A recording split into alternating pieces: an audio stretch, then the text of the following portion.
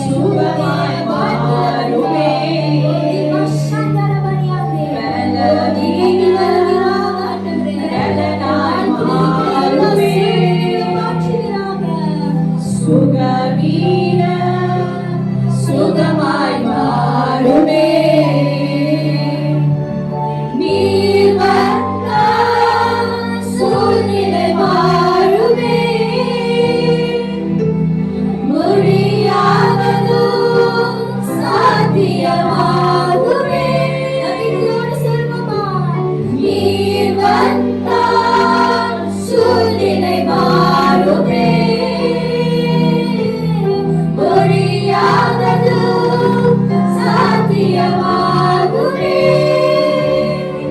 நிறைவே நீர் மாறுமே நிறைவே நீர் வேண்டுமே நிறைவே நீர் போதுமே ஆவியானவரே நிறைவே நீர் மாறுமே நிறைவே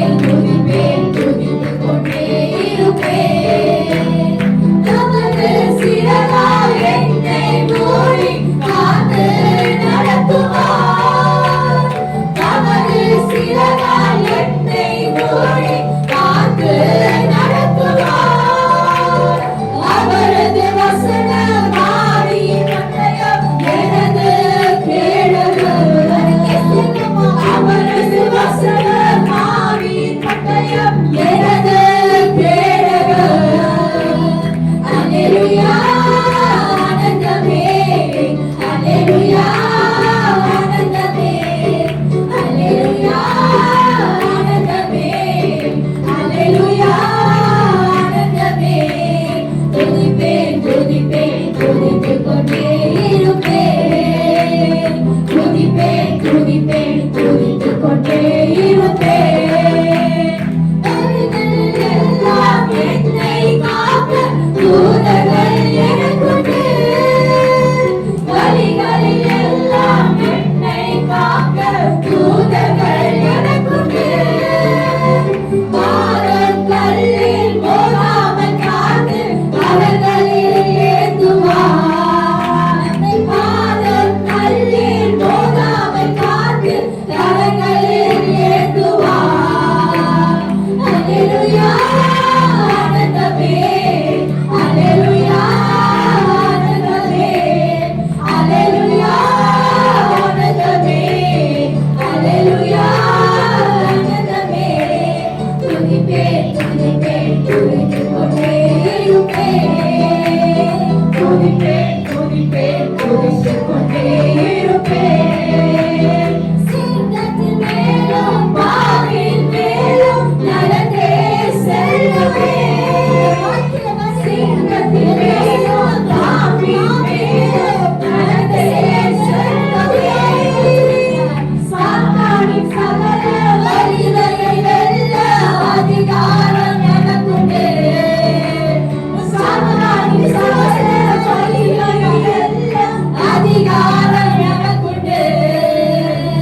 சாத்தானின் சகல வலிமையை வெல்ல அதிகாரம் எனக்குண்டு. சாத்தானின் சகல வலிமையை வெல்ல அதிகாரம் எனக்குண்டு. சாத்தானின் சகல வலிமையை வெல்ல அதிகாரம் எனக்குண்டு. அல்லேலூயா ஆனந்தமே, அல்லேலூயா ஆனந்தமே, அல்லேலூயா ஆனந்தமே, அல்லேலூயா ஆனந்தமே. துதிப்பேன் துதிப்பேன் துதித்துக் கொண்டே இருப்பேன். துதிப்பேன் துதிப்பேன் துதித்துக் கொண்டே இருப்பேன். துதிப்பேன் துதிப்பேன் துதித்துக் கொண்டே இருப்பேன். துதிப்பேன் துதிப்பேன் துதித்துக் கொண்டே இருப்பேன். ஆபத்து நேரம் கூப்பிடும் எனக்கு ஏதோ பதிலுண்டு. ஆபத்து நேரம் கூப்பிடும் எனக்கு ஏதோ பதிலுண்டு. என்னோடு இருந்து விடுதலை கொடுத்து நம்மை உயர்த்துவார். என்னோடு இருந்து விடுதலை கொடுத்து நம்மை உயர்த்துவார். அல்லேலூயா ஆனந்தமே, அல்லேலூயா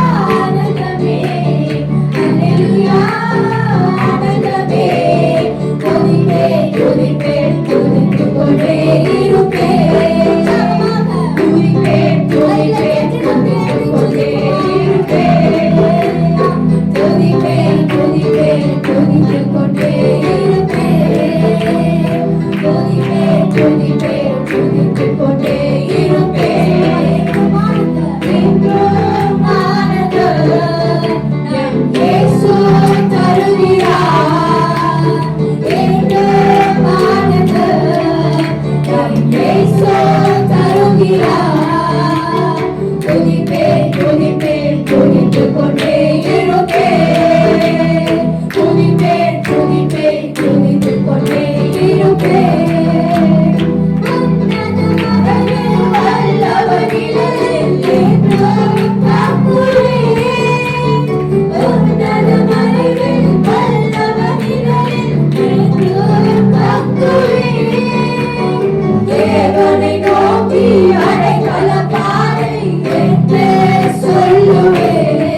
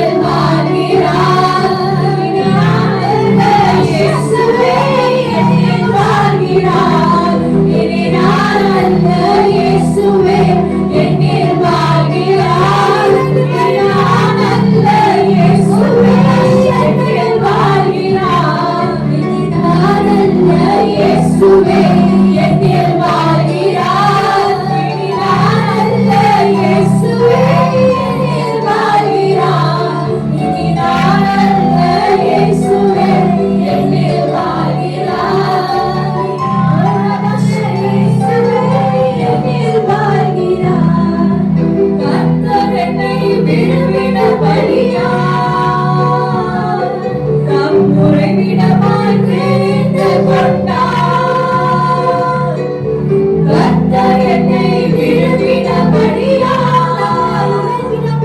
நான் உறைவிடமாய் தேர்ந்து கொண்டார். என்னிலிருந்து வேதம் வெளிப்படும், கர்த்தர் வசனம் பிரசித்தமாகும். என்னிலிருந்து வேதம் வெளிப்படும், கர்த்தர் வசனம் பிரசித்தமாகும். இனி நான் அல்ல, இயேசுவே என்னில் வாழ்கிறார். இனி நான் அல்ல, இயேசுவே என்னில் வாழ்கிறார். இனி நான் அல்ல, இயேசுவே என்னில் வாழ்கிறார். இனி நான் அல்ல, இயேசுவே என்னில் வாழ்கிறார். கிறிஸ்துவுக்குள் என் ஜீவன் இணைந்து வாழ்ந்துள்ளது. கிறிஸ்துவுக்குள் என் ஜீவன் இணைந்து மறைந்துள்ளது. நான் அல்ல, இயேசுவே என்னில் வாழ்கிறார். நான் அல்ல, இயேசுவே என்னில் வாழ்கிறார். நான் அல்ல, இயேசுவே என்னில் வாழ்கிறார். நான் அல்ல, இயேசுவே என்னில் வாழ்கிறார். நான் அல்ல, இயேசுவே என்னில் வாழ்கிறார். நான் அல்ல, இயேசுவே என்னில் வாழ்கிறார். நான் அல்ல, இயேசுவே என்னில் வாழ்கிறார். நான் அல்ல, இயேசுவே என்னில் வாழ்கிறார். நான் அல்ல, இயேசுவே என்னில் வாழ்கிறார். நான் அல்ல, இயேசுவே என்னில் வாழ்கிறார். இரவும் பகலும் மௌனமாகிறது, ஜாமக்காரன் நான் தானே. இரவும் பகலும் மௌனமாகிறது, ஜாமக்காரன் நான் தானே. அமெரிக்கையாய் ஒருபோதும் இருப்பதில்லை, எழுப்புதலால் காணும் வரை. அமெரிக்கையாய் ஒருபோதும் இருப்பதில்லை, எழுப்புதலால் காணும் வரை. இனி நான் அல்ல, இயேசுவே என்னில் வாழ்கிறார். இனி நான் அல்ல, இயேசுவே என்னில் வாழ்கிறார். இனி நான் அல்ல, இயேசுவே என்னில் வாழ்கிறார். இனி நான் அல்ல, இயேசுவே என்னில் வாழ்கிறார். இனி நான் அல்ல, இயேசுவே என்னில் வாழ்கிறார். இனி நான் அல்ல, இயேசுவே என்னில் வாழ்கிறார். இனி நான் அல்ல, இயேசுவே என்னில் வாழ்கிறார். இனி நான் அல்ல, இயேசுவே என்னில் வாழ்கிறார். கிறிஸ்துவுக்குள் என் ஜீவன் இணைந்து மறைந்துள்ளது. கிறிஸ்துவுக்குள் என் ஜீவன் இணைந்து மறைந்துள்ளது. இனி நான் அல்ல, இயேசுவே என்னில் வாழ்கிறார். இனி நான் அல்ல, இயேசுவே என்னில் வாழ்கிறார். இனி நான் அல்ல, இயேசுவே என்னில் வாழ்கிறார். எங்கள் மத்தியில இதோ உடைய வார்த்தையை போதிக்கிறதுக்கும் பிரசங்கம் பண்ணுவதற்கும் அடியேனுக்கு ஒரு தகுதியும் இல்லாத நேரத்தில் உங்கள் அப்பா கிருபை மாத்திரமே நடத்துகிறதே. உங்கள் கிருபை மாத்திரம் அப்பா இந்த வார்த்தையை எங்களுக்கு போதிக்கிறதுக்காய் நன்றி செலுத்துகிறோம். இதோ வந்திருக்கிற ஒருவரும் வெறுமனே திரும்பாதபடிக்கு இந்த வார்த்தை இருதய பலகையிலே எழுதப்படட்டும் ஆண்டவரே. அப்பா இந்த வசனத்தை கேட்டு நாங்கள் மறக்க மறக்காதபடிக்கு அதை எங்களுடைய இருதயத்துல எழுதுவீராக. ஆவியானவர் அதை எழுதுவீராக ராஜா. நன்றி செலுத்துகிறோம் அப்பா. எங்கள் இருதயங்களையும் எங்கள் செவிகளையும் திறந்து கொடுக்கிறோம். ஓ வசனத்திற்கு ஒருவருடைய செவி மந்தமா இருக்க கூடாதபடிக்கு ஆவியானவர் உலாவி வருவீராக. ஆவியானவர் கடந்து வருவீராக. அப்பா உங்கள் பிரசன்னம், உங்கள் அபிஷேகம் எங்களுக்கு போதிக்கட்டும் ஆண்டவரே. உங்கள் அபிஷேகமே எங்களை நடத்தட்டும். நீரே எங்களை நடத்தும் அப்பா. மாறாத இயேசுவின் நாமத்துல வேண்டி ஜெபிக்கிறோம் நல்ல பிதாவே, ஆமென். ஹல்லேலூயா. அப்போஸ்தலர் டாக்டரின் சீரிஸ்ல தொடர்ந்து நம்ம சில டாபிக்ஸ் பார்த்து வருகிறோம். இன்றைக்கு எத்தனாவது டாபிக்ல இருக்கிறோம்? அதாவது அப்போஸ்தலர்கள் உபதேசத்தின் கீழே பூரண ரட்சிப்பின் 7 படிகள், the 7 salvation of a believer என்ற டாபிக்ல உங்களுக்கு நான் தொடர்ந்து போதித்துக் கொண்டு வருகிறேன். முதலாவது நாம் பார்த்தது பாவ மன்னிப்பு, இரண்டாவது ஞானஸ்தானம், மூன்றாவது பரிசுத்த ஆவியின் அபிஷேகம், நான்காவது வேறுபாட்டின் ஜீவியம், ஐந்தாவதாக இன்றைக்கு விசுவாச ஜீவியம் தெய்வீக சுகம். இன்றைய டாபிக் எழுதிக் கொள்ளுங்கள். விசுவாச ஜீவியம் அல்லது தெய்வீக சுகம். ஐந்தாவது ரட்சிப்பின் படி என்னது? விசுவாச ஜீவியம். The fifth salvation of a believer is life of faith and divine healing. எழுந்து நிற்கலாம். இன்றைக்கான ஆதார வசனம் யாக்கோபு எழுதின நிருபம் அதிகாரம் 5 வசனம் 15. The book of James chapter 5 verse 15. அப்பொழுது விசுவாசம் உள்ள ஜெபம் பிணியாளியை ரட்சிக்கும். கர்த்தர் அவனை எழுப்புவார். அவன் பாவம் செய்தவனானால் அது அவனுக்கு மன்னிக்கப்படும். ஆமென். அமர்ந்து கொள்ளுங்கள். யாக்கோபு 5ஆம் அதிகாரம் இந்த வசனம் 15 நாம் பார்க்கிறோம்.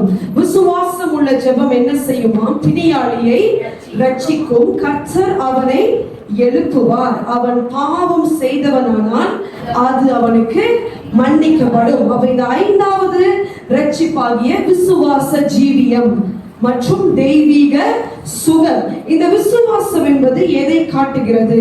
விசுவாசம் என்றால் என்ன நான் கற்றுக் கொடுப்பேன். அதற்கு முன்பதாக விசுவாசம் மிக மிக விசேஷமானது. ஹல்லேலூயா. நாம் எல்லாரும் யாரு? கர்த்தருடைய பிள்ளைகள். இயேசுவை ஏற்றுக்கொண்ட பிறகு நம்ம என்ன என்று அழைக்கப்படுகிறோம்? விசுவாசிகள். We are the believers. அப்ப விசுவாசி, ஒரு இயேசுவை ஏற்றுக்கொண்ட ஒரு மனிதனுக்கு, ஒரு மனுஷிக்கு விசுவாசம் என்றது ரொம்ப ரொம்ப மிக முக்கியமான ஒன்று. இது விசேஷமானதுனாலதான் விசுவாசத்தை ஆவியின் கனியில நம்ம ஒன்றாக பார்க்கிறோம். ஆவியின் வரங்களிலும் அது ஒன்று. அது ஃப்ரூட் மட்டுமல்ல, இட்ஸ் a gift. அது ஒரு வரம். அது மட்டுமல்ல, அப்போஸ்தலருடைய உபதேசத்தில் 4 பூரணங்களில் விசுவாசம் என்பது ஒரு பூரணம். அப்ப இந்த 4 பூரணத்தை அடைந்தவர்கள் தான் எங்கே போக முடியும்? புதிய எருசலேம் சீயோன் வாசிகளாக நாம் அதற்கு தான் நம்ம இப்பொழுது வாழ்ந்து கொண்டிருக்கிறோம். ஹல்லேலூயா. இப்ப விசுவாசம் என்றால் என்ன? எழுதிக் கொள்ளுங்கள். எபிரேயர் 11ஆம் அதிகாரம் வசனம் 1.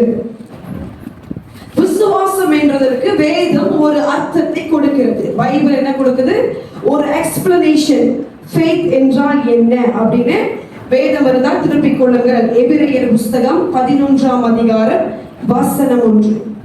விசுவாசமானது நம்பப்படுகிறவைகளின் உறுதியும் காணப்படாதவைகளின் நிச்சயமுமாய் இருக்கிறது. ஹல்லேலூயா. மீண்டும் வாசிங்க.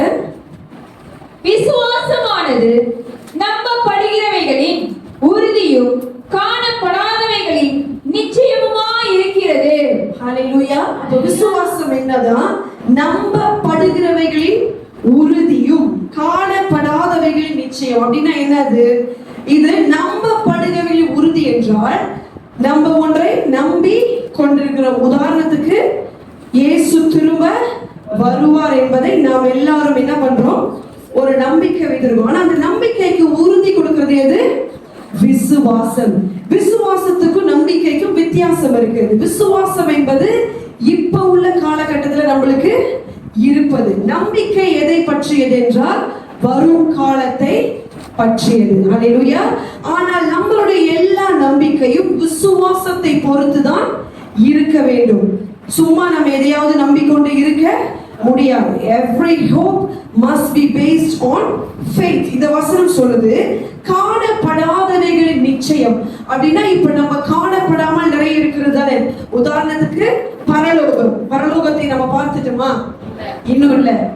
ஆனாலும் நம்ம அதை விசுவாசிக்கிறோம் தானே. அதுதான் அதனுடைய அர்த்தம். காணப்படாதவைகளின் நிச்சயம் என்றால் அது ஒன்று இருக்கிறது, ஆனா நம்ம அதை இன்னும் பார்க்கவில்லை.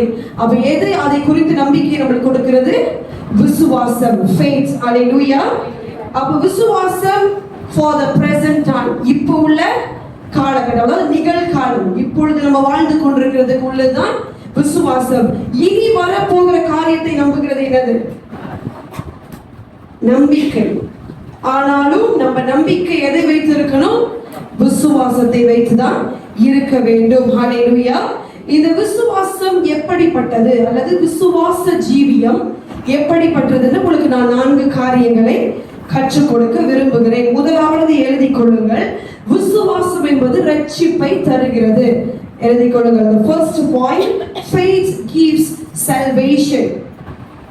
Meaning the faith will bring you to salvation. விசுவாசம் நம்மளை ரட்சிப்புக்கு நேராய் நடத்தும். ஆமென். அப்போஸ்தலர் 16ஆம் அதிகாரம் வசனம் 31 வாசியுங்கள்.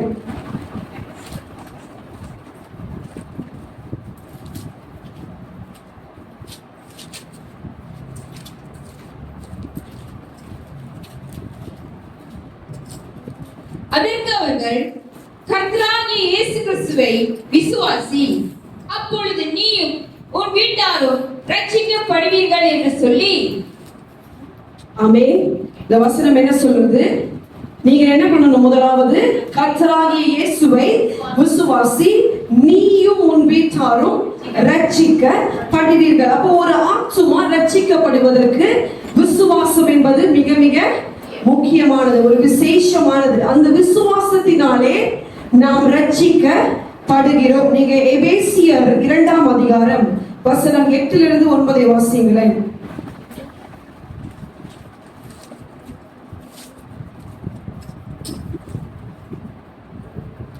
கிருபையினாலே விசுவாசத்தை கொண்டு ரட்சிக்கப்பட்டீர்கள். இது உங்களால் உண்டானதல்ல, இது தேவனுடைய ஈவு. ஒருவரும் பெருமை பாராட்டாதபடிக்கு இது கிரியைகளினால் உண்டானதல்ல. அல்லேலூயா. அப்ப எதனால் ரட்சிக்கப்பட்டோமா? கிருபையினால் விசுவாசத்தை கொண்டு ரட்சிக்கப்பட்டோம். இதற்காக நம்ம எதுவுமே செய்யவில்லை. கர்த்தர் என்ன செய்தார்? அவருடைய அநாதி கிருபையினால் விசுவாசத்தை கொண்டுதான் நாம் ரட்சிக்கப்படுகிறோம். எப்படி விசுவாசத்தை கொண்டு ரட்சிக்கப்படுகிறது? முதலாவது யாரை விசுவாசிக்க வேண்டும்? கர்த்தராகிய இயேசு கிறிஸ்துவை நாம் விசுவாசிக்கிறது மூலமாக என்ன கிடைக்கிறது? அந்த ஆத்துமாவுக்கு ரட்சிப்பு கிடைக்கிறது. ஹல்லேலூயா. அவ விசுவாசம் எதற்கு அடித்தளமாக இருக்கிறது? ரட்சிப்புக்கு ஒரு அடித்தளம். அப்ப இந்த விசுவாச ஜீவியம் என்பது ரட்சிப்பின் 5வது படி. எல்லா விசுவாசிகளுக்கும் மிக முக்கியமான ஒன்று. இந்த விசுவாசம் என்ன செய்கிறது? ரட்சிக்கப்படுகிறது மாத்திரமல்ல, நம்மளை அது எதற்கு நேராய் நடத்துகிறது? நித்திய ஜீவன். அல்லேலூயா. விசுவாசம் எதற்கு நேராய் நடத்துகிறது? முதலாவது ரட்சிப்பு, அதை தொடர்ந்து நாம் வாழ்ந்து கர்த்தருக்குள்ளே நிலைத்திருந்து எதை அடைய போகிறோம்? நித்திய ஜீவனை. ஆமென். ஆனால் இந்த விசுவாசம் தேவனுக்கு எப்படிப்பட்டது? கர்த்தர் அதை எப்படி நம்மளிடத்தில் எதிர்பார்க்கிறார்? எப்படி எதிர்பார்க்கிறார்? நம்மளுக்கு எந்த அளவுக்கு விசுவாசம் இருக்கணும்? கடுகளவு விசுவாசம். அவர் அதை பெரிதாய் எதிர்பார்க்கல, ஆனாலும் அது நம்மளுக்கு இருக்க வேண்டும் என்று எதிர்பார்க்கிறார். அதனால்தான் வசனம் சொல்லுகிறது, விசுவாசம் இல்லாமல் தேவனுக்கு பிரியமாய் இருப்பது என்ன காரியம்? கூடாத காரியம். அப்ப ஒரு விசுவாசம் இல்லாம நம்ம இயேசுவை பிரியப்படுத்த முடியுமா? முடியாது. பரிசுத்த ஆவியானவரை பிரியப்படுத்த முடியாது. அப்ப முதலாவது நம்ம இருதயத்துல இயேசுவை முதலாவது விசுவாசிக்க வேண்டும், பரிசுத்த ஆவியானவரை விசுவாசிக்க வேண்டும், வேதத்தை விசுவாசிக்க வேண்டும், அவர் கொடுத்த வசனத்தை விசுவாசிக்க வேண்டும். அப்ப கர்த்தரை பிரியப்படுத்துறதுக்கு ஈஸியான ஒரு வழி எது? ஈஸியான வழியா? அப்ப விசுவாசம் இல்லாமல். ஆனா ஏன் அது கூடாத காரியம் அப்படின்னா, கர்த்தர் நம்ம இருதயத்தில் அந்த விசுவாசத்தை எதிர்பார்க்கிறார். ஆமென். அது நமக்குள்ள ஒரு விதையாய் இருக்க வேண்டும். ஒரு கடுகு விதை எவ்வளவு பெருசு? ரொம்ப சின்னது. அது அவ்வளவு பெருசுதான் அவர் நம்ம இடத்துல எதிர்பார்க்கிறார். ஆனால் அதை கொண்டு பெரிய காரியங்களை செய்ய முடியும். ஆமென். முதலாவது எது? விசுவாசம் ரட்சிப்புக்கு நேராய் நம்மளை நடத்துகிறது. எழுதிக் கொள்ளுங்கள். இரண்டாவது 2 கொரிந்தியர் 5ஆம் அதிகாரம் வசனம் 6.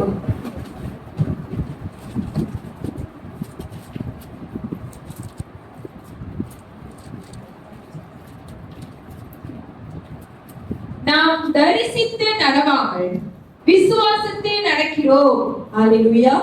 இரண்டாவது பாயிண்ட், தரிசித்து நடவாமல் விசுவாசித்து நடக்கிறோம். அப்படின்னா என்னது? தரிசித்து என்றால் என்ன? தரிசித்து அப்படின்னா ஒன்றை பார்க்கிறது. faith by not by sight. We walk by faith but not by sight. அப்படின்னா sight என்றது பார்க்கிறது.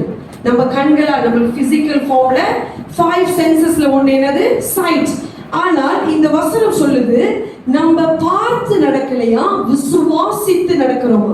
அப்படின்னா என்ன இதை காட்டுது? விசுவாசம் என்றது நம்மளுடைய 5 சென்சஸ்க்கு அப்பாற்பட்டது. ஆமென். எப்போதுமே நம்ம ஒன்றை பார்த்தாதான் நம்புவோம், பார்த்தாதான் நம்ப முடியும், விசுவாசிக்க முடியும். இது எப்படி பார்க்காமல் நம்புறது?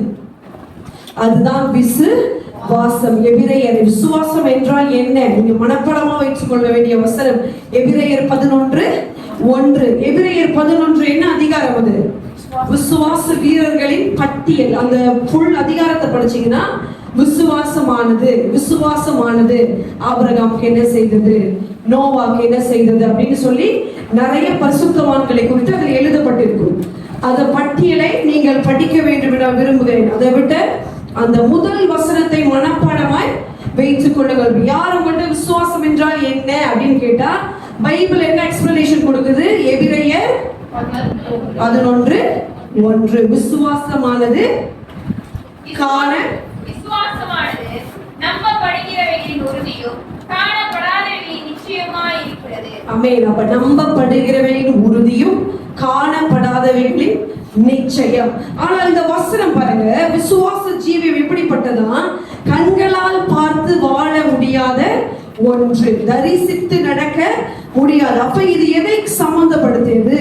நம்மளுடைய சென்சஸ், நம்மளுடைய பிசிக்கல் ஃபார்ம் எல்லாத்துக்கும் அப்பாற்பட்ட ஒரு விசுவாசம். இது ஈஸியானது அல்ல, மிக ஒரு கடினமான பாதை. It's a process. அதை நம்ம ஒன்றாக கடந்து போக வேண்டும். நீங்க 1 தெசலோனிக்கேயர் 5ஆம் அதிகாரம் 8ஆம் வசனத்தை படிங்க.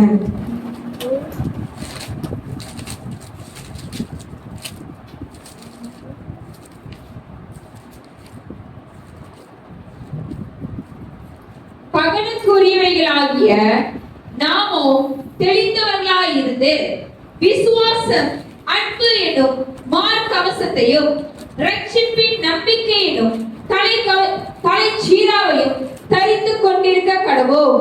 ஆமென். இங்க அன்பு, விசுவாசம் என்ன போட்டிருக்கு? மார்க்கவசம். மார்க்கவசம்னா எங்க போடுறது? இங்க போடுறது. அப்ப இதை எதை காட்டுகிறது? விசுவாசம் என்பது நம்மளுடைய இருதயத்திற்குள் இருந்து, அதாவது நம்மளுடைய ஆவியிலிருந்து வருகிற ஒன்று. அப்ப அதை காற்றுக்கொள்றதுக்கு தான் மார்க்கவசம். நம்பிக்கை எங்க இருக்குன்னா என்ன போட்டிருக்காரு? அதை எப்படி காத்துக்கொள்ள வேண்டும்? தலைச்சீரா, ஹெல்மெட் எதுக்கு போடுறோம்? நம்மளுடைய தலையை ப்ரொடெக்ட் பண்ண. அப்ப நம்பிக்கை நம்மளுடைய மைண்ட்ல இருக்கிற ஒன்று. விசுவாசம் எங்க இருக்குது? நம்மளுடைய இருதயத்திலிருந்து வருகிற ஒன்று. நம்பிக்கையானது நம்மளுடைய மைண்டிலிருந்து வருகிற ஒன்று. ஆமென். அப்ப இந்த எப்படி காணாமல் நடக்கிறது? இதற்கு ஒரு வேதத்திலிருந்து ஒரு கதையை நான் உங்களுக்கு காட்ட விரும்புகிறேன். லாசரு மரித்த கதை நம்ம எல்லாருக்கும் தெரிந்ததுதான். யோவான் 11ஆம் அதிகாரம் வசனம் 40. இங்க என்ன நடக்குது? இயேசுவுக்கு ஃப்ரெண்ட், அவர் ஒரு மிகவும் நெருக்கமான ஒரு நண்பராய் லாசரு பைபிள்ல இருக்கிறார். இப்ப என்ன நடக்குது? அவர் வியாதிப்பட்டு மரித்து போகும்போது இயேசுவுக்கு அறிவிக்கப்படுகிறது.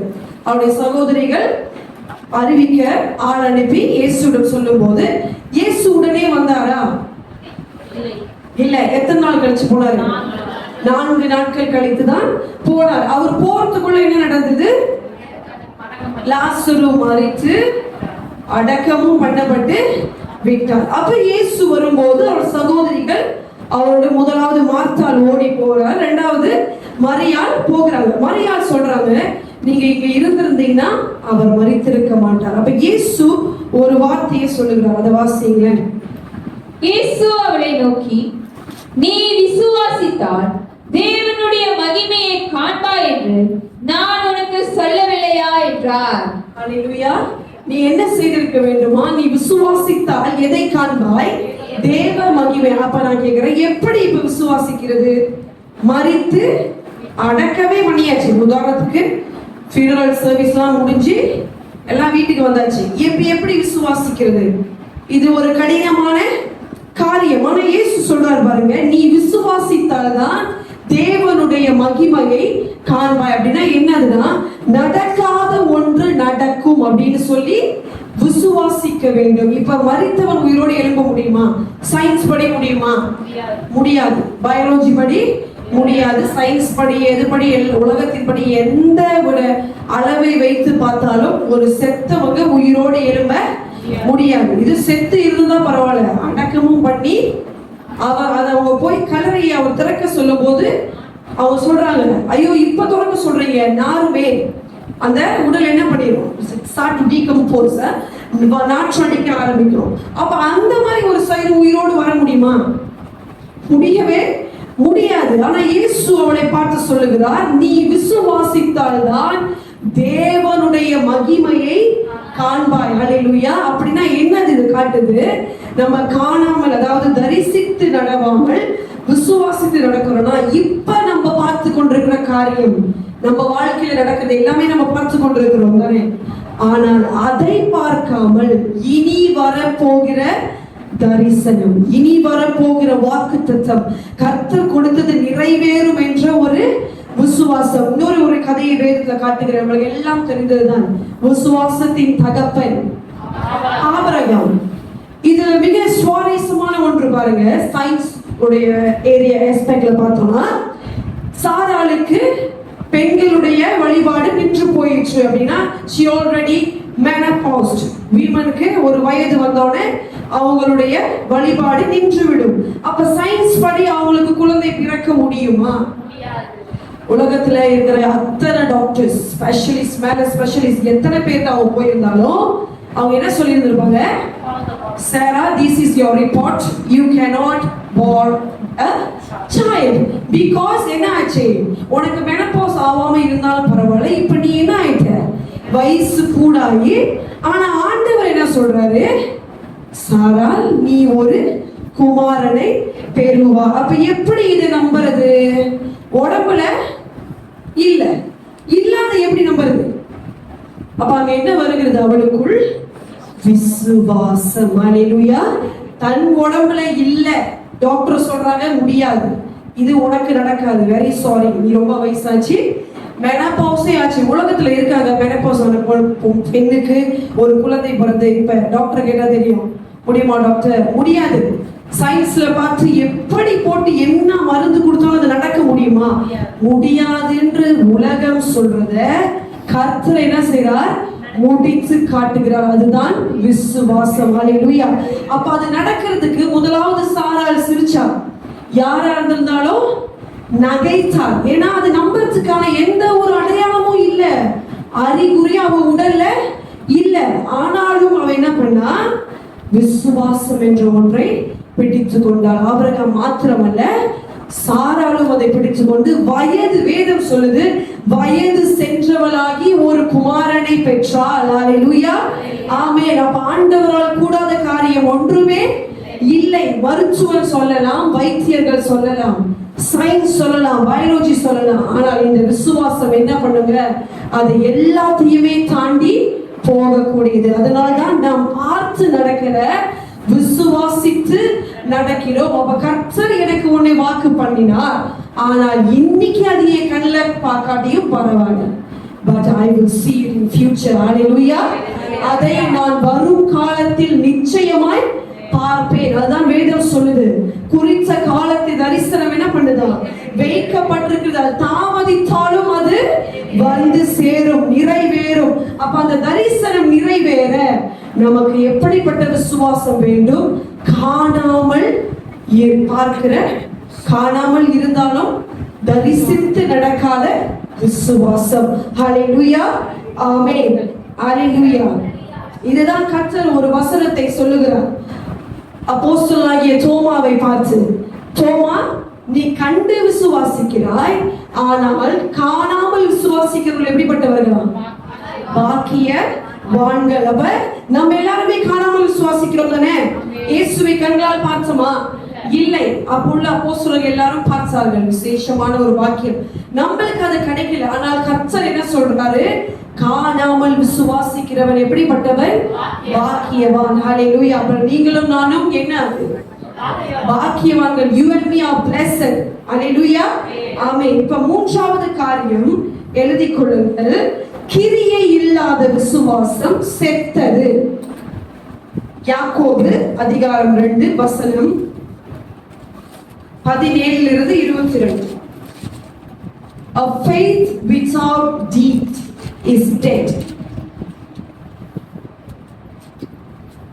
எழுதிக் கொள்ளுங்கள். யாக்கோபின் நிருபம் அதிகாரம் 2 வசனம் 17 22.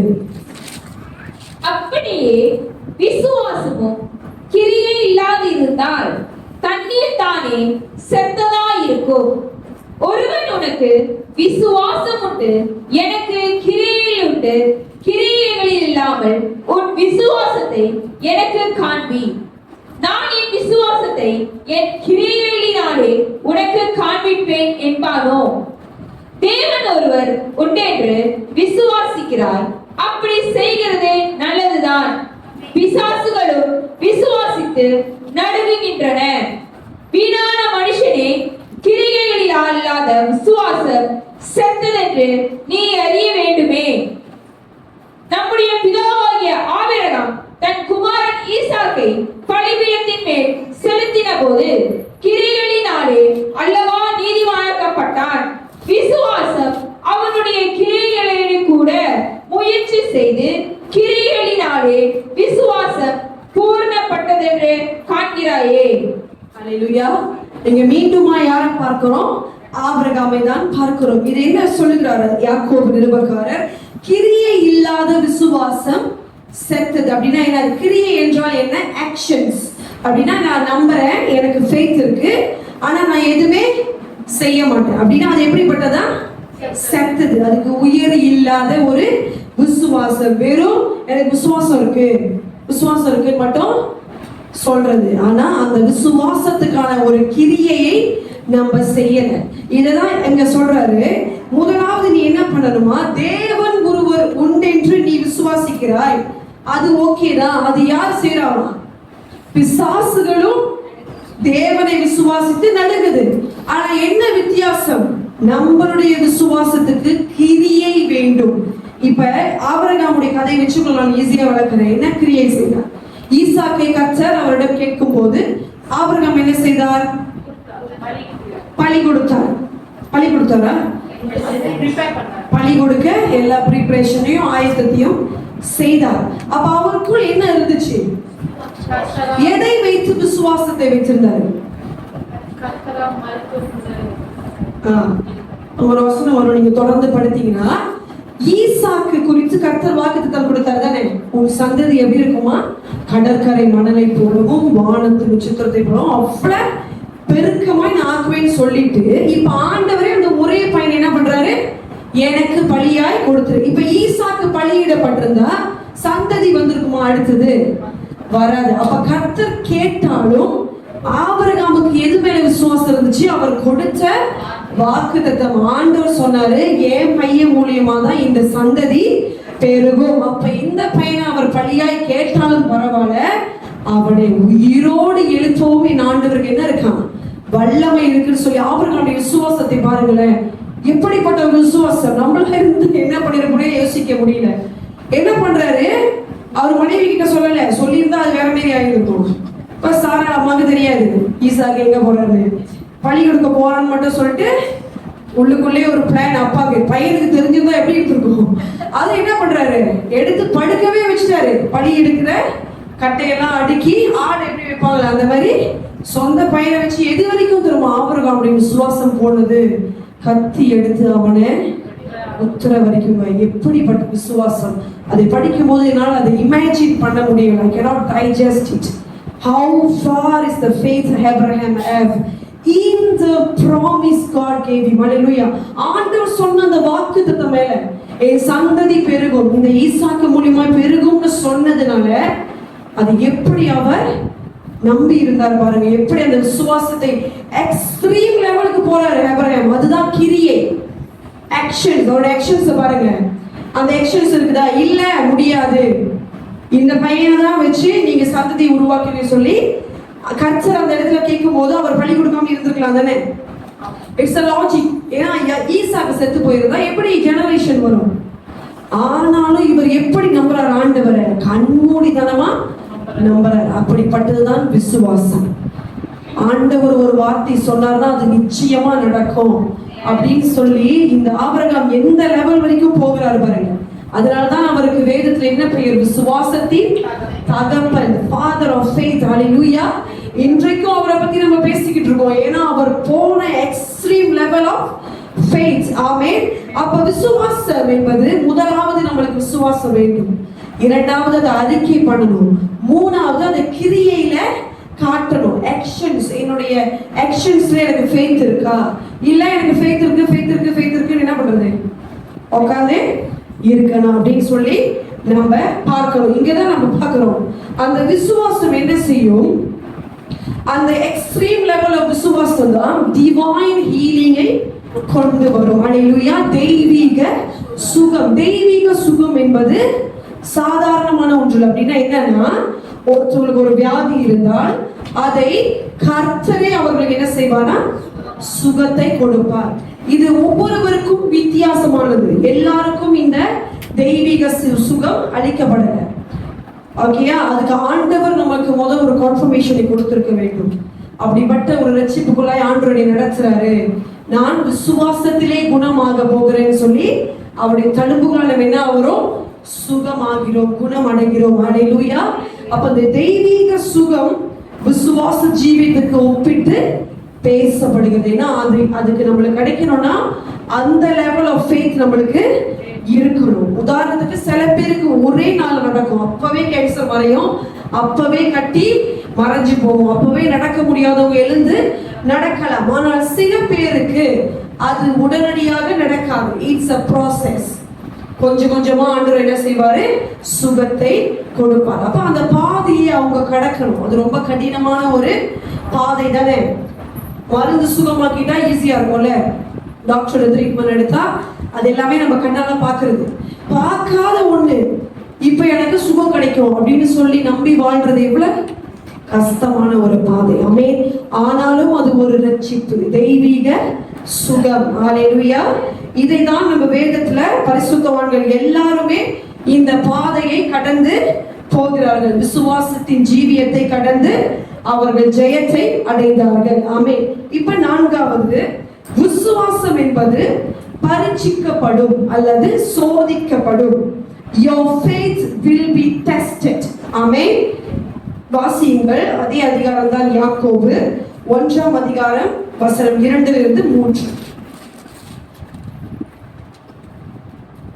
தேவனுக்கும் கர்த்தராகிய இயேசு கிறிஸ்துவுக்கும் ஊழியம் 2-3. என் சகோதரரே, நீங்கள் பலவிதமான சோதனைகளில் அகப்படும் போது உங்கள் விசுவாசத்தின் பரீட்சையானது பொறுமையை உண்டாக்கும் என்று அறிந்து அதை மிகுந்த சந்தோஷமாக எண்ணுங்கள். ஹல்லேலூயா. இந்த வசனம் என்ன சொல்லுது? என் சகோதரரே, நீங்கள் பலவித சோதனையில் அகப்படும் போது என்னத்தை கடந்து போகிறோமா? விசுவாசத்தின் பரீட்சை. ஆமென். Your faith will be tested. Untested faith will not be valuable in God's sight. அப்படின்னா ஆண்டவருடைய பார்வைக்கு எந்த விசுவாசம் வெளியேற பெற்றது? சோதிக்கப்பட்ட ஒரு விசுவாசம். ஆமென். அதாவது பரீட்சைக்கப்பட்ட ஒரு விசுவாசம். எப்படின்னா ஒரு டெஸ்டை கடந்து வந்த விசுவாசம் தான் நம்மளுக்கு இருக்க வேண்டும் என்று கர்த்தர் விரும்புகிறார். அப்ப இங்க பார்க்கிறோம், நம்மளுடைய விசுவாசம் என்ன பண்ணப்படும்? பரீட்சிக்கப்படும். விசுவாசிக்கிறேன், நான் விசுவாச ஜீவிதத்துல வாழ்றேன் அப்படின்னு சொல்லி மட்டும் இருக்க முடியாது. அதுக்கு என்ன இருக்குது? பரீட்சை இருக்கு. அந்த பரீட்சை கூட ஒரே பரீட்சையில முடிஞ்சிடாது. ஒரு பரீட்சை முடிஞ்சு அடுத்த லெவல், அப்புறம் ஸ்காலர் 2லேருந்து ஸ்காலர் பண்ணுங்க, அதோட யூனிவர்சிட்டி கிராஜுவேட், அப்புறம் திருப்பி இன்னும் பரீட்சை, மேல பரீட்சை ஆண்டு என்ன செய்வார்? எதற்காக? உங்கள் விசுவாசத்தை அவர் பரீட்சித்து பார்க்கிறார். டு டெஸ்ட் அவர் faith. இதுதான் 1 பேதுரு 1ஆம் அதிகாரம் 7, 8, 9ல வாசிக்கிறோம். எழுதி கொள்ளுங்கள். 1 பேதுரு 1ஆம் அதிகாரம் 7லிருந்து 9.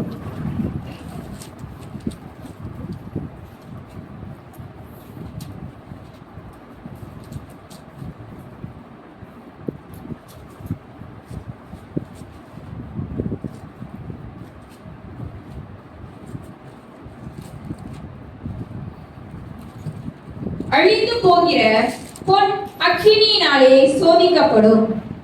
அதை பார்க்கிலும் அதிக வெளியேற பெற்றதா இருக்கிற உங்கள் விசுவாசம் சோதிக்கப்பட்டு இயேசு கிறிஸ்து வெளிப்படும் போது உங்களுக்கு புகழ்ச்சியும் கனமும் மகிமையும் உண்டாக காணப்படும். அல்லேலூயா. அல்லேலூயா. என்ன சோதிக்கப்படுகிறது? அழிந்து போகிற பொன்னை எப்படி சோதிப்பாங்கன்னா, அது ரியலான பொன்னா, இட்ஸ் a ரியல் கோல்டு அப்படின்னு சொல்லி என்ன பண்ணுவாங்க? ப்ராசஸ் இருக்குல்ல, அதை எதில் எடுத்து போடுவாங்க? அக்கினியில போட்டு அதை சோதித்து பார்ப்பாங்க. இது ரியலான ஒரு கோல்டு. வேதத்தின்படி இந்த கோல்டு எதை குறிக்கிறது? விசுவாசத்தை குறிக்கிறது. ஆனால் வேதம் சொல்லுது பாருங்க, அதை பார்க்கிலும், ஒரு பொட்டை பார்க்கிலும் அதிக விலையேற பெற்றது என்பது நம்மளுடைய விசுவாசம். அதை என்ன செய்யப்படுமா? உங்கள் விசுவாசம் சோதிக்கப்பட்டு இயேசு கிறிஸ்து வரும்போது என்ன பண்ணும்? நம்மளுக்கு என்னத்தை கொடுக்கிறது? புகழ்ச்சியையும் கனத்தையும் கொடுக்குது. அப்ப பொன்னை எல்லாரும் எப்படி எப்படி நினைக்குது? உலகம் ரொம்ப விலை கூட, இட்ஸ் வேல்யூபிள், அதோட விலை வந்து பயங்கரமான ரேட்ல ஓடுது அப்படின்னு சொல்லி அதை பொண்ணு அப்படியே அங்கேயும் கிடக்குமா? பட் நடக்கும். உபத்திரவ காலத்துல உலகத்துல நடக்கும். அது இப்ப நடக்கல. ஆனா அது எப்படி எல்லாம் வெளியேற பெற்ற ஒன்றாய் நினைத்து கொண்டிருக்கிற மத்தியில வேதம் சொல்லுது, அதை காட்டிலும் உங்கள் விசுவாசம் விலையேற பெற்றது. அப்ப அந்த உலகத்தின் பொருளையே போய் சோதிக்கிறாங்க, இது உண்மையானதா அப்படின்னு பாக்குறப்ப நம்மளுடைய விசுவாசத்தை ஆண்டவர் என்ன பண்றாரு? நீங்க உண்மையா அவருக்கு நிற்பமா? இப்படிப்பட்ட ஒரு நெருப்பை போட்டா என் மகன் இல்ல என் பிள்ளை நிக்குமா? இல்ல துண்டனான துணியர்கள் சொல்லி அப்படின்னு சொல்லி ஆண்டவர் என்ன செய்யறாரா? ஒரு சோதனைக்குள்ளாக நீங்க பாருங்க, சோதிக்கப்படுகிறது. நம்மளுடைய விசுவாசம் என்ன பண்ணுது? It's a test. It will be tested in many forms. Not everybody having the same test. Amen. எல்லாருக்கும் ஒரே மாதிரி டெஸ்ட் இல்லை. ஒருவர்களுக்கு ஒரு விதத்துல டெஸ்ட் நடக்கும். அப்ப இந்த விசுவாச ஜீவியத்துல இடையில என்ன வரும்? பரீட்சை வரும். இடையில பரீட்சை வரும். அப்ப அந்த பரீட்சை நம்ம என்ன பண்ணணும்? பாஸ் பண்ணணும். Good student will pass. அடுத்து நான் சொல்லல, அப்படியா?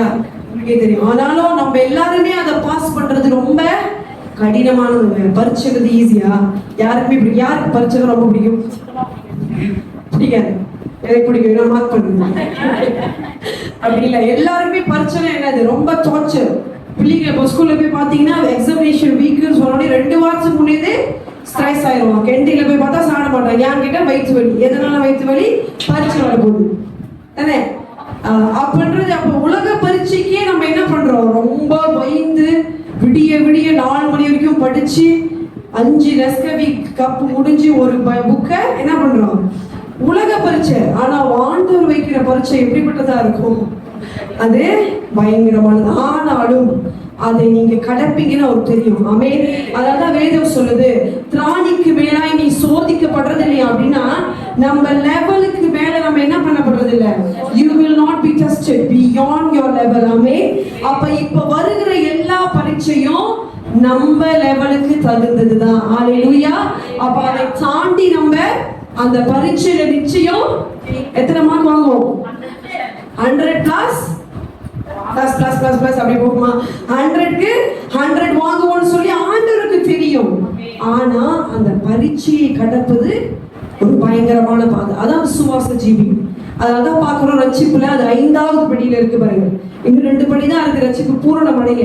அப்ப அந்த பூரணத்துக்குள்ளாக போகிறதுக்கு இது ஒரு கடினமான பாதை. அநேக பேர் நினைச்சிட்டு இருக்காங்க, நான் இயேசுவை ஏற்றுக்கொண்டு ரட்சிக்கப்பட்டோன்னே எனக்கு ரோஜா பூ மெத்தை படுக்கை, எனக்கு எந்த ஒரு கவலை இல்லை, ஏன்னா இயேசு எல்லா கண்ணீரையும் தொடச்சிட்டாரு, எனக்கு வியாதி இருக்காது, கவலை இருக்காது, எனக்கு கடன் இல்லை, எதுவுமே இல்லை, ஆஹா ஓஹோன்னு நானே அப்படின்னு சொல்லிதான் நிறைய பேர் நம்பி என்ன பண்றாங்க. அப்படின்னா எல்லாரும் நம்பி வந்தோம். ஆமா தானே இல்லையா? கவலை மாறிடும் அப்படின்னு இப்படியே சண்டே ஸ்கூல் பாட்டு படிச்சு கொடுத்து நம்மள அப்ப ஒரு பரீட்சை உனக்கு இருக்குன்னு சொல்லி நம்மளுக்கு கற்றுக் கொடுக்கவில்லை. ஆனா வேதம் சொல்லுது, கிறிஸ்துவ பாதை, கிறிஸ்துவ ஜீவியம் தான் மகா கடினமான ஒரு ஜீவியம். அதுக்கு நித்திய ஜீவனுக்கு போகிற பாதை மிகவும் கடினமானது. அது குறுகிய பாதை, அது விசாலமா இருக்காது. ரொம்ப it's a narrow path to go to the eternal life. அப்ப கிறிஸ்துவ வாழ்க்கை, இந்த விசுவாச ஜீவியத்துல புயல் வரும், கொந்தளிப்பு வரும், சோதனை வரும், வேதனைகள் வரும், அநேக கஷ்டம் வரும், துயரம் வரும். ஆனால் அது எல்லாத்தையுமே நம்ம தாண்டி இந்த புடமிடுதல் என்ற ப்ராசஸ், குயவன் கையில் இருக்கிற ப்ராசஸ், அவர் போட்டர், அவர் என்ன பண்ணுவார், அவரை உடைப்பாரு, திருப்படியும் செய்வார், திருப்படி எடுத்து இது கொஞ்சம் கிராக் முடிந்திருக்கு, இதை திருப்படியும் செய்யணும் என்ன பண்ணுவாரா, எடுத்து எரேமியாவோட நீங்க போய் படிச்சீங்கன்னா குயவன் வீட்டை குறித்து எழுதுகிறார். அப்ப நம்ம எல்லாருமே அவர் கையில மண் பாண்டன். அப்ப அந்த ப்ராசஸ் நம்ம கடக்க வேண்டும். It's a purification process. Hallelujah.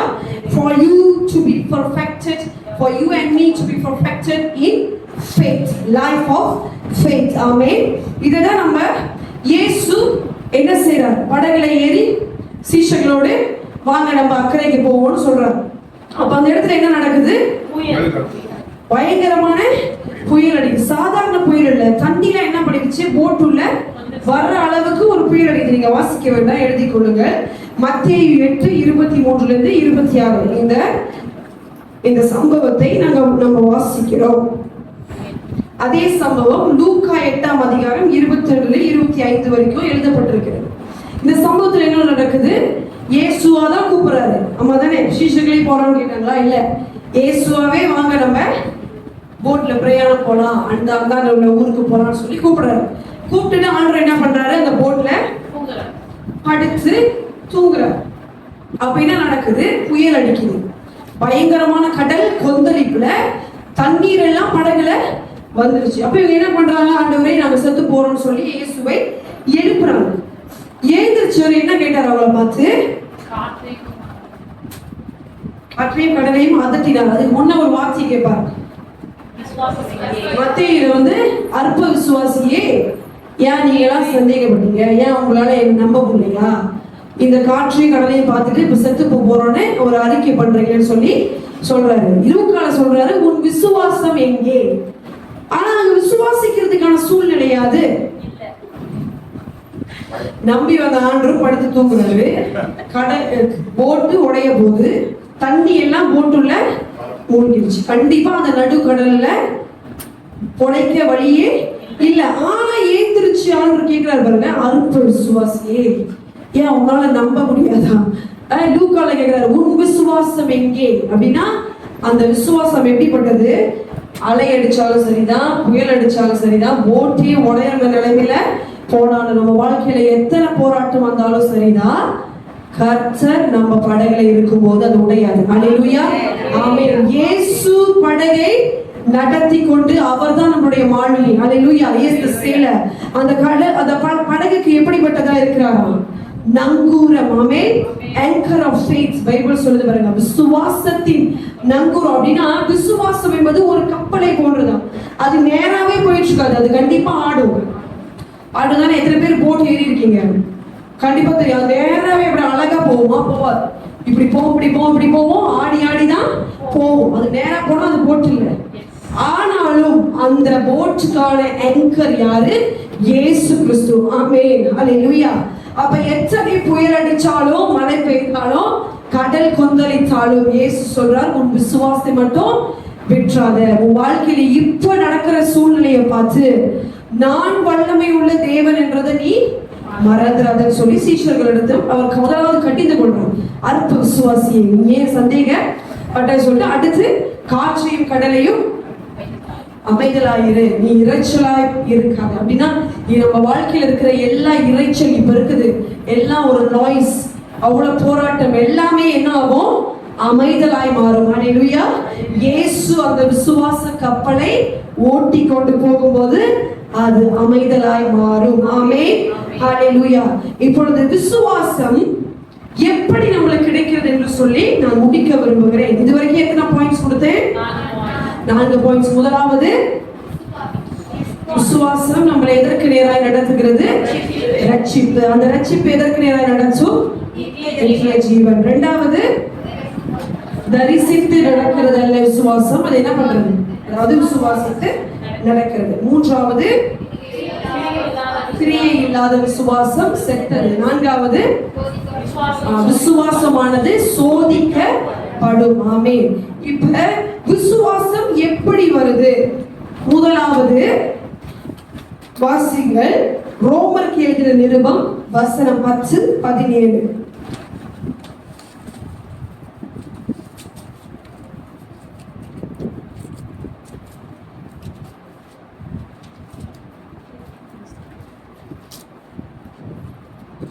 ஆதலால் விசுவாசம் கேள்வியினாலே வரும், கேள்வி தேவனுடைய வசனத்தினாலே வரும்.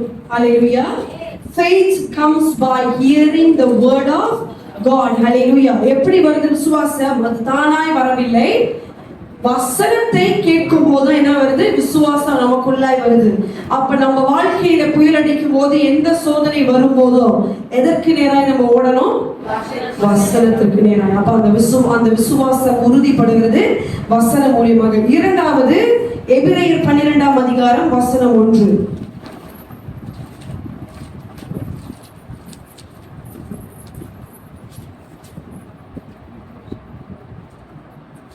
ஆகையால் மேகம் போன்ற இத்தனை திரளான சாட்சிகள் நம்மை சூழ்ந்து கொண்டிருக்க, பாரமான யாவற்றையும் நம்மை சுற்றி நெருக்கி நிற்கிற பாவத்தையும் தள்ளிவிட்டு விசுவாசத்தை துவக்குகிறவரும் முடிக்கிறவருமாய் இருக்கிற இயேசுவை நோக்கி நமக்கு நியமித்திருக்கிற ஓட்டத்தில் பொறுமையோடு ஓடக்கடவோம். ஹல்லேலூயா. இங்க விசுவாசத்தை யார் துவக்குறா? இயேசு கிறிஸ்து தான் விசுவாசத்தை என்ன பண்றாரா? துவக்குறார், அதை முடிக்கிறார். அப்ப நம்ம விசுவாசம் யாரை சார்ந்து இருக்க வேண்டும்? இயேசு கிறிஸ்துவை மாத்திரம். ஏன்னா அவர்தான் அதை ஆரம்பித்து வைத்தார், அவர்தான் அதை முடிப்பார். அப்ப இடையில என்ன வந்தாலும் சரி, look to the author and perfecter of faith. ஆமென். அவர்தான் அதை நமக்குள்ள என்ன பண்ணாரா? ஸ்டார்ட் பண்ணி விட்டார். அவர்தான் அந்த விசுவாசத்தை கொடுத்தார். இப்ப யார் அதை முடிக்க போகிறது? இயேசு கிறிஸ்து தான் அதை முடிப்பார். வசனம் சொல்லுது, விசுவாசத்தை துவக்கினவரும் முடிக்கிறவருமாய் இருக்கிற இயேசு கிறிஸ்துவை என்ன பண்ணோம்? சார்ந்து வசனம் என்ன சொல்லுது? படிங்க. விசுவாசத்தை துவக்குகிறவரும் முடிக்கிறவருமாய் இருக்கிற இயேசுவை நோக்கி நமக்கு நியமித்திருக்கிற ஓட்டத்தில் பொறுமையோடு ஓடக்கடவோம். ஹல்லேலூயா. அப்ப நம்மளுக்கு நியமித்திருக்கிற ஓட்டத்துல புயல் இருக்கு, மழை இருக்கு, இறைச்சல் இருக்கு, சோதனை இருக்கு, போராட்டம் இருக்கு. ஆனாலும் அதை முடிக்கிறவராகிய இயேசுவை நோக்கி நம்ம என்ன பண்ணணும்? பொறுமையோடு ஓடணும். பொறுமையோடு. அந்த வார்த்தையை நம்ம அநேக நேரத்துல என்ன பண்றோம்? மறந்துட்டு அடுத்து ஒரு வார்த்தை சொல்ல விரும்புகிறேன். தாறுமாறாக ஓடுது. விசுவாசத்தை பிடிச்சு கொள்றது ரொம்ப நல்லது. ஆனாலும் அந்த ஓட்டத்தில் பொறுமையோடு ஓட கடவோம். ஹல்லேலூயா. இதெல்லாம் அப்போஸ்தலனாகிய பவுல் சொல்லுகிறார். நல்ல ஓட்டத்தை ஓடினேன். நல்ல ஓட்டத்தை ஓடினேனா? நல்ல போராட்டத்தை தான் போராடினாரு. போராட்டம் வந்துச்சு, அதை போராடி முடிச்சிட்டாரு. ரெண்டாவது என்ன பண்ணாரு? 4 இருக்குங்க. நல்ல போராட்டத்தை போராடி ஓட்டத்தை முடிச்சாரு, விசுவாசத்தை காத்து கொண்டாரு. அதனால அவருக்கு என்ன வைக்கப்பட்டிருக்குதான்? ஜீவ கிரீடம். இது முதல் எனக்கென்று வைக்கப்பட்டிருக்கிறது. அப்ப விசுவாசத்தை என்ன பண்ணணும்? காத்து கொள்ள வேண்டும். அந்த போராட்டமான ஓட்டத்துல ஓடும் போது அந்த விசுவாச கிரீடம் நம்மளை விட்டு விழாதபடிக்கு அதை நம்ம காத்து கொள்ள வேண்டும். ஹல்லேலூயா, ஆமென். அடுத்தது கடைசியா ஒன்று சொல்லி நான் முடிக்க விரும்புகிறேன். ஆபக்கூக் 2ஆம் அதிகாரம் வசனம் 4 படிங்களேன்.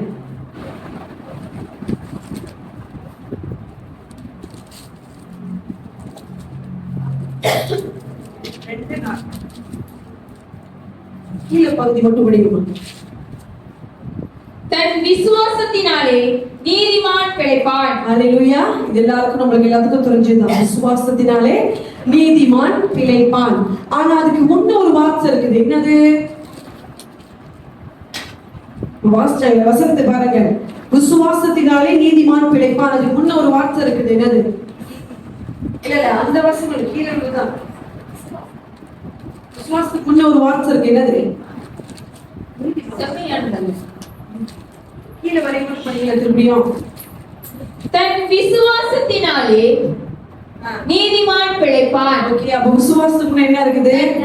தன் விசுவாசத்தினால் தான் நீதிமான் பிழைப்பான். அநேக நேரத்துல நம்ம விசுவாசனாலே நீதிமான் பிழைப்பான் தான் எடுத்துக்கொள்றோம். என்ன இருக்கு பாருங்க, தன் விசுவாசம் அப்படின்னா எனக்குள் இருக்கிற என்னுடைய விசுவாசம். எங்க அம்மா விசுவாசிக்கிறதுனால நான் பிழைக்க முடியுமா?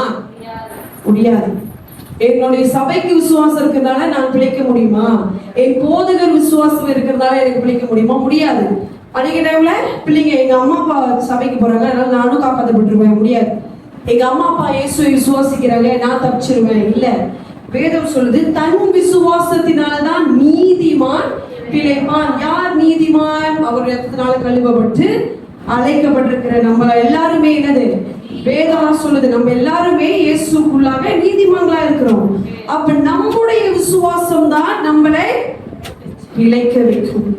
நான் மற்றவங்களுடைய விசுவாசத்தை நம்பி வாழ முடியாது. என் மனைவிக்கு விசுவாசம் இருக்கு, என் கணவனுக்கு இருக்கு, என் பிள்ளைங்களுக்கு இருக்கு, எங்க பாட்டிக்கு போயிருக்கு, எங்க அம்மாவுக்கு இருக்கு, அதனால நான் தப்பிச்சிருவேன் அப்படின்லாம் முடியாது. என் சபை விசுவாசம் உள்ள சபை. எங்களுடைய டீச்சிங் எல்லாமே எதை பற்றியது? விசுவாசம். அதனால நான் கொஞ்சம் அப்படி ஸ்லைட்டா தப்பிச்சிருவேன்னு சொல்லி தப்பிக்க முடியாது. இது everybody has to run this race. ஹல்லேலூயா. நமக்கென்று வைக்கப்பட்டிருக்கிற இந்த ஓட்டத்தை ஓட வேண்டும். அப்ப விசுவாசத்தை காத்துக்கொள்ள என்ன செய்யணும்? முதலாவது எப்படி விசுவாசம் வரும்? வசனத்தினால், வார்த்தையினால வரும். இரண்டாவது இயேசு கிறிஸ்துவையே சார்ந்திருந்தா மட்டும்தான் அந்த ஓட்டத்தில் நம்ம ஜெயிக்க முடியும். ஹல்லேலூயா. இதோட நான் விசுவாச ஜீவியம் என்ற டாபிக் முடிக்கிறேன். எழுந்து நின்று நான் ஜெபம் பண்ணலாம். நன்றி செலுத்துகிறோம் ஆண்டவரே. அப்பா நன்றி செலுத்துகிறோம். இதோ விசுவாச ஜீவியம் என்ற ரட்சிப்பை அப்பா எங்களுக்குள்ளா என்று ஆரம்பித்து வைங்க.